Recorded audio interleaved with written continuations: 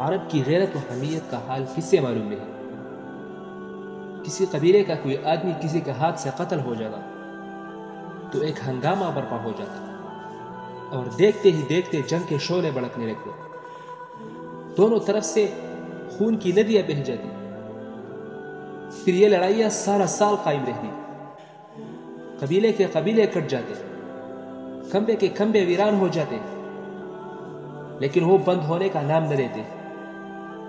عرب میں لکھنے پڑھنے کا رواج نہ تھا، لیکن مقتول کا نام کاغذ پر درج ہوتا اور پشتہ پشت تک بچوں کو یاد کرایا جاتا کہ وہ بڑے ہوں تو اس کا بدلہ لے۔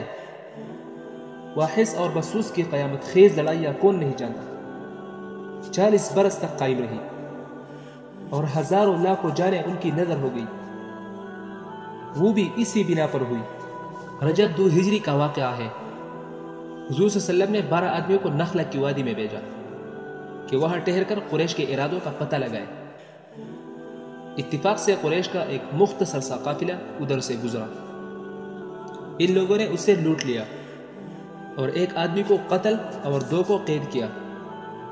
قتل ہونے والا آدمی عمرو بن حضرمی تھا، جو عامر بن حضرمی کا بھائی تھا۔ پیارے نبی صلی اللہ علیہ وسلم کو خبر ملی تو آپ صلی اللہ علیہ وسلم سخت ناراض ہوئے اور فرمایا، میں نے تمہیں اس لیے تو نہیں بھیجا تھا۔ ادھر قریش کو خبر ہوئی تو وہ غصے سے بے خود ہو گئے اور جذبہ انتقام سے سرشار۔ اب انہیں جنگ کی دھن تھی اور رات دن اسی کی فکر۔ زمزم کی پکار نے زخم پر نمک چھڑکا اور آتش غضب کو اور بڑھکا دیا۔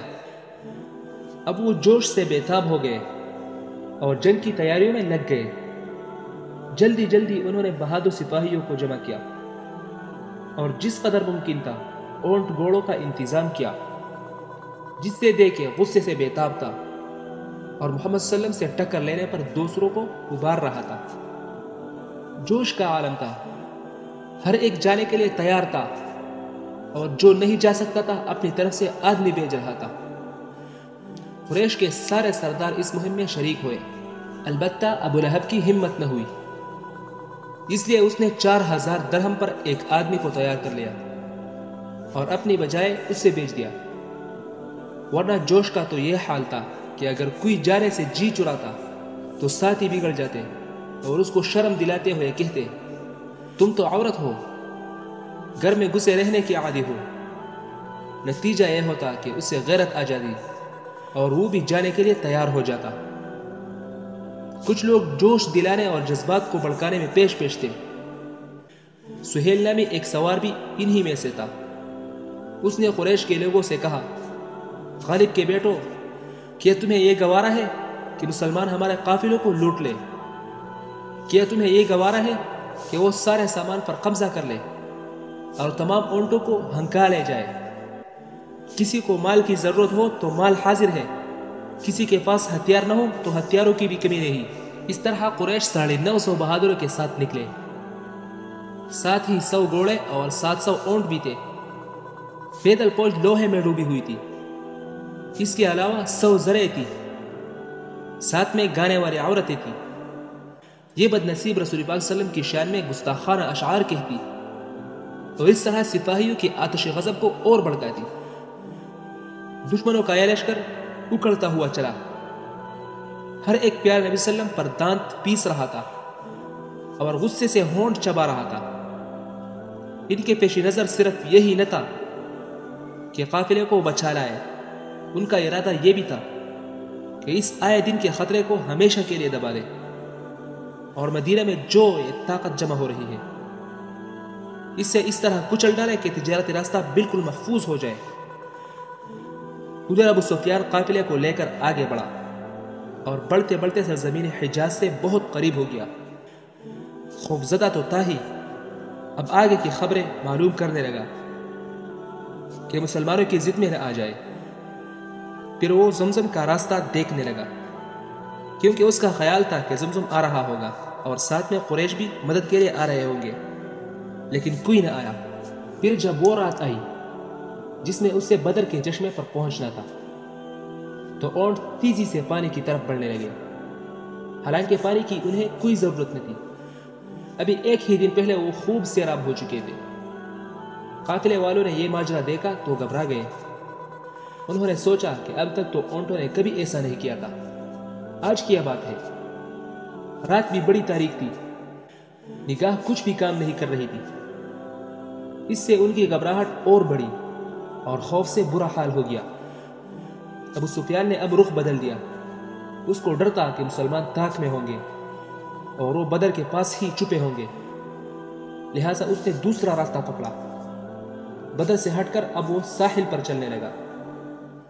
اس طرح بدر اب بائیں جانب تھا اور تیزی سے بڑھ رہا تھا۔ ادھر قریش برابر آگے بڑھ رہے تھے۔ راستے میں وہ جہاں کہیں پانی دیکھتے پڑاؤ ڈال دیتے، ٹھہر کر اونٹ ذبح کرتے، خود کھاتے دوسروں کو کھلاتے، شراب و کباب کے دور چلتے، پھر وہاں سے وہ آگے چل دیتے۔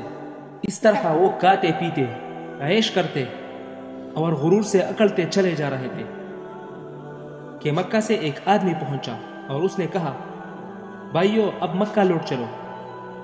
قافلہ بالکل صحیح سالم لوٹ آیا۔ محمد صلی اللہ علیہ وسلم اور ان کے ساتھیوں کے ہاتھ نہیں لگا۔ خیر اسی میں ہے کہ اب لوٹ چلو، مدینہ والوں سے ٹکر لینے کی مت سوچو، وہ ککڑی کے مسل کاٹ کر رکھ دیں گے۔ قریشی بھائیو اب آگے نہ بڑھو، قافلہ تو بچ گیا، اس سے زیادہ کیا چاہیے؟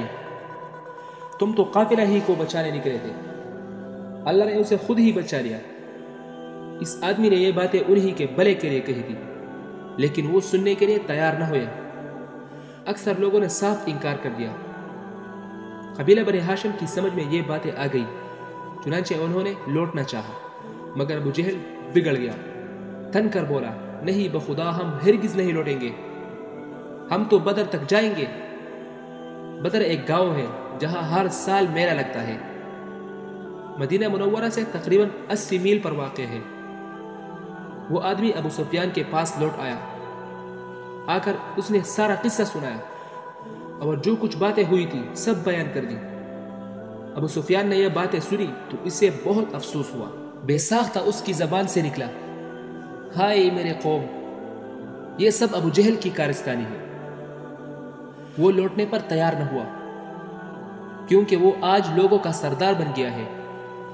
اس نے لوگوں پر ظلم کیا، اس نے خودرائی سے کام لیا، خیر خواہی کی بات تھی لیکن اس نے ٹکرا دیا۔ دوسروں کی نہ سننا بہت بڑا عیب ہے، اس کا نتیجہ بربادی اور ہلاکت ہے۔